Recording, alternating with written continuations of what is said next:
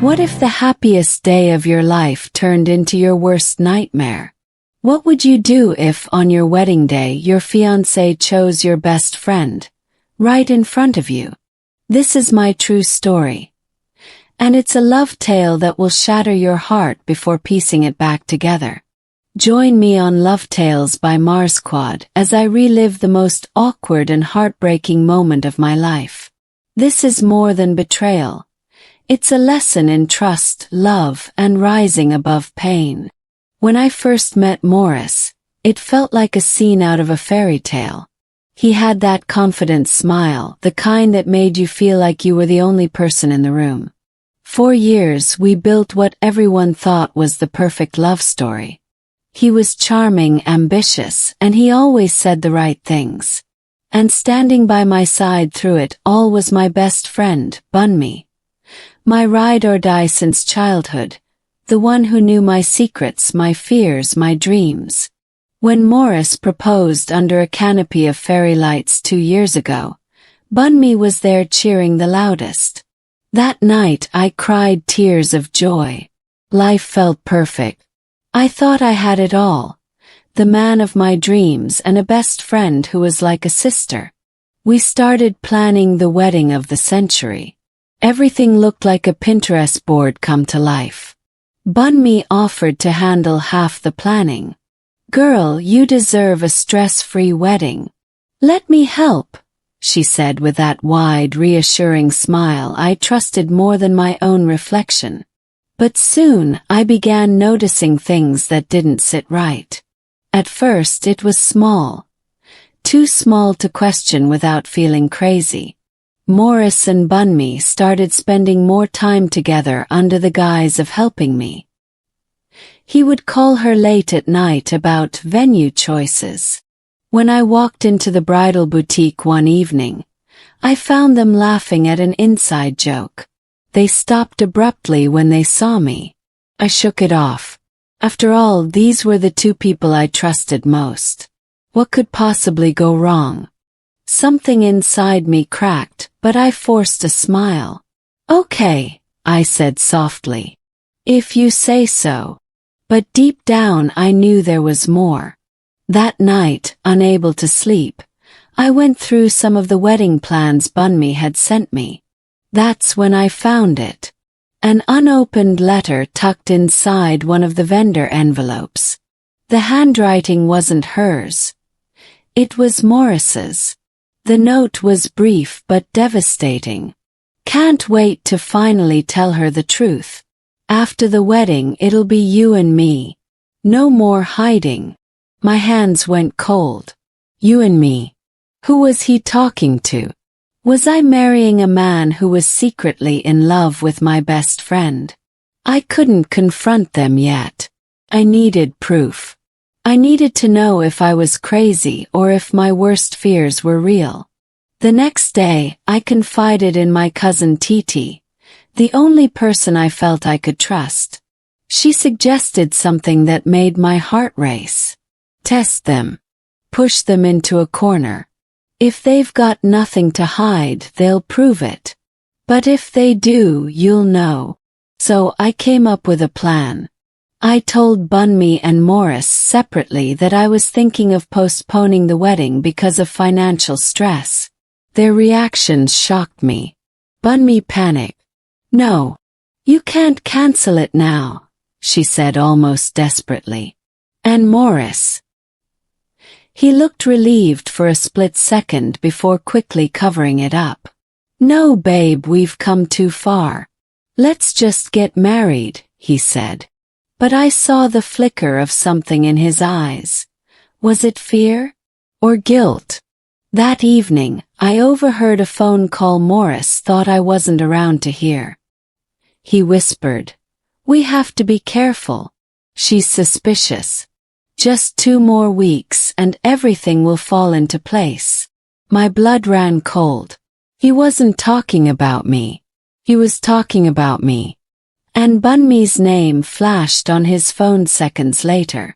At that moment I knew I had to dig deeper. Whatever they were hiding I would find out. Even if it shattered me. But I had no idea just how ugly the truth would be. What I discovered would make me question everything I thought I knew about love and friendship. The real betrayal is just beginning.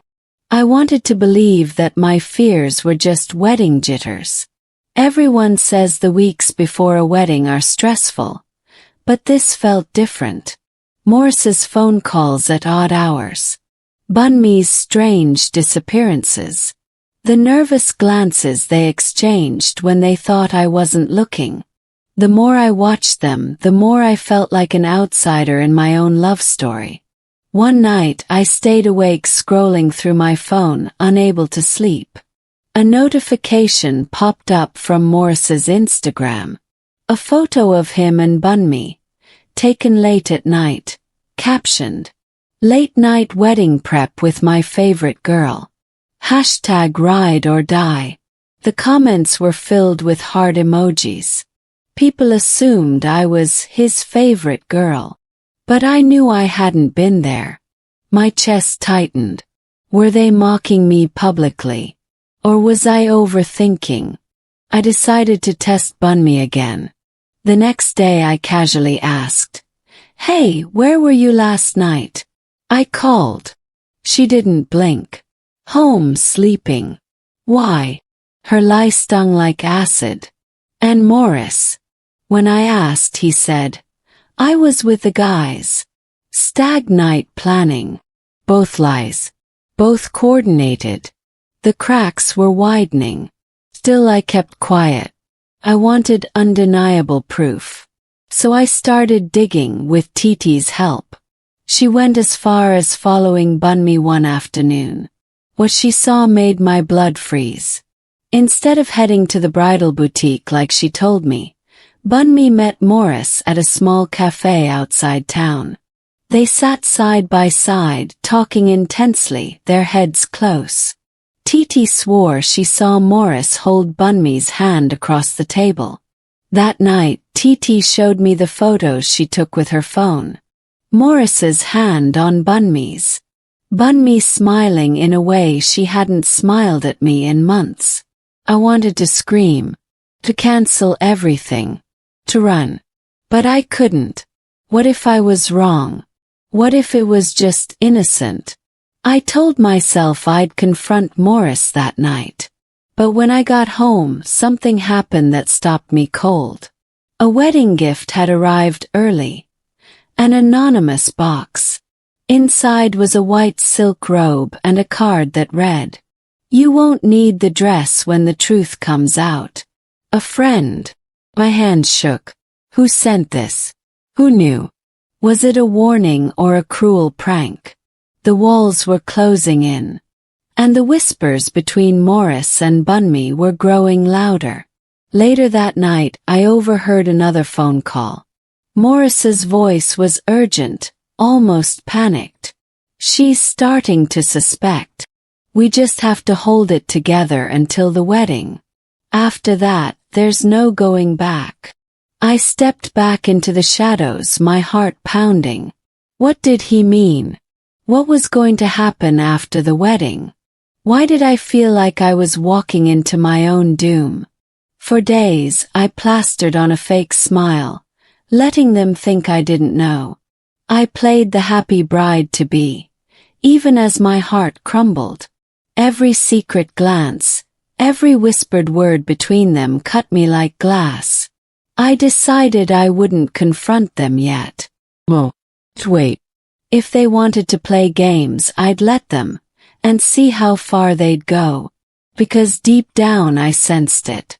The real storm was waiting for me at the altar. The secrets grow darker, and I make a shocking discovery that nearly breaks me before the wedding day even arrives. Trust me, the most painful truth is still ahead. The wedding was just 3 days away, yet my heart felt heavier than ever. I barely recognized myself in the mirror anymore. Dark circles under my eyes, a forced smile plastered on my lips.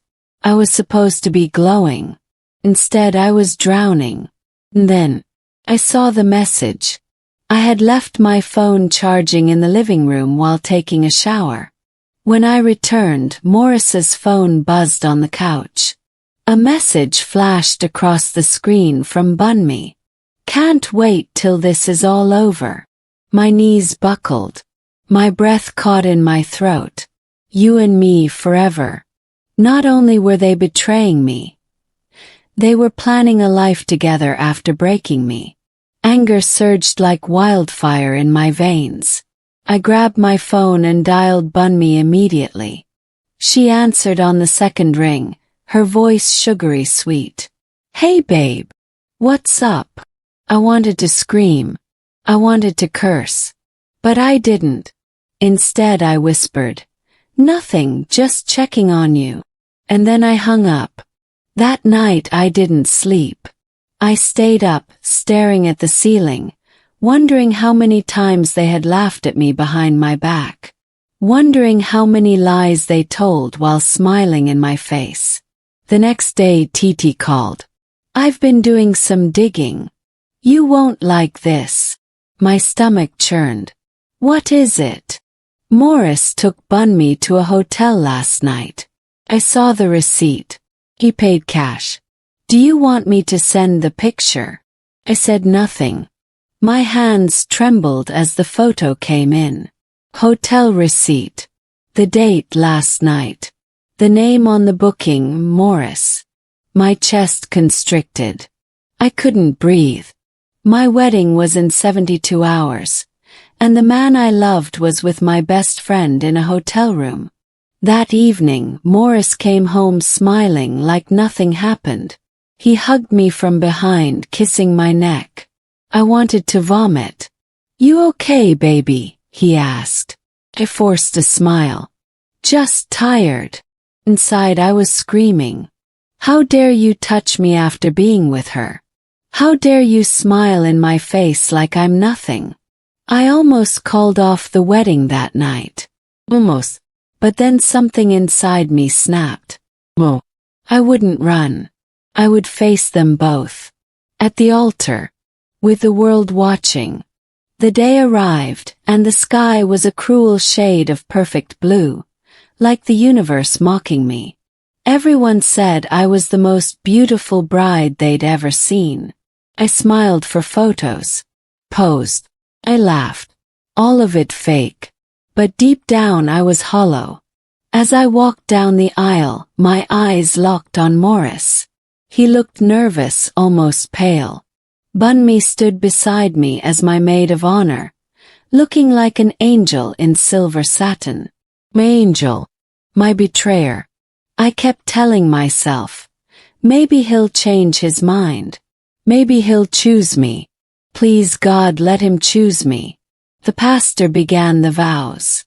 "Do you, Morris, take her to be your lawfully wedded wife?" Morris hesitated. Everyone noticed. A murmur ran through the crowd. My heart slammed against my ribs. He looked at me, then at Bunmi. His lips trembled. I can't do this," he whispered. The words shattered me like glass. Gasps echoed through the hall. He turned to Bunmi. "I'm sorry, but I'm in love with her." Bunmi. My best friend. The room spun. My bouquet slipped from my fingers. My ears rang with whispers. I felt like the walls were closing in. Like I was drowning in front of hundreds of people. Bunmi froze, pretending to be shocked. But I saw it. The flicker of relief in her eyes. She had won. Titi grabbed my arm as tears blinded me. Cameras flashed. People recorded. The humiliation burned hotter than fire. I wanted to scream, to fight, to collapse. But I didn't. I stood there, broken and silent, as my world ended. Later in the bridal suite, I stared at myself in the mirror. The dress, the makeup, the tears ruining everything. The girl who believed in fairy tales was dead. And in her place, a new woman was born. One who would never let anyone break her like this again. If you've ever trusted the wrong people and had your heart ripped apart, you know this pain. But what I learned after this heartbreak changed me forever. In my next video, I'll share how I rebuilt myself and turned this betrayal into power. Subscribe to Love Tales by Mars Squad and turn on notifications so you don't miss it. Because trust me, the story doesn't end here.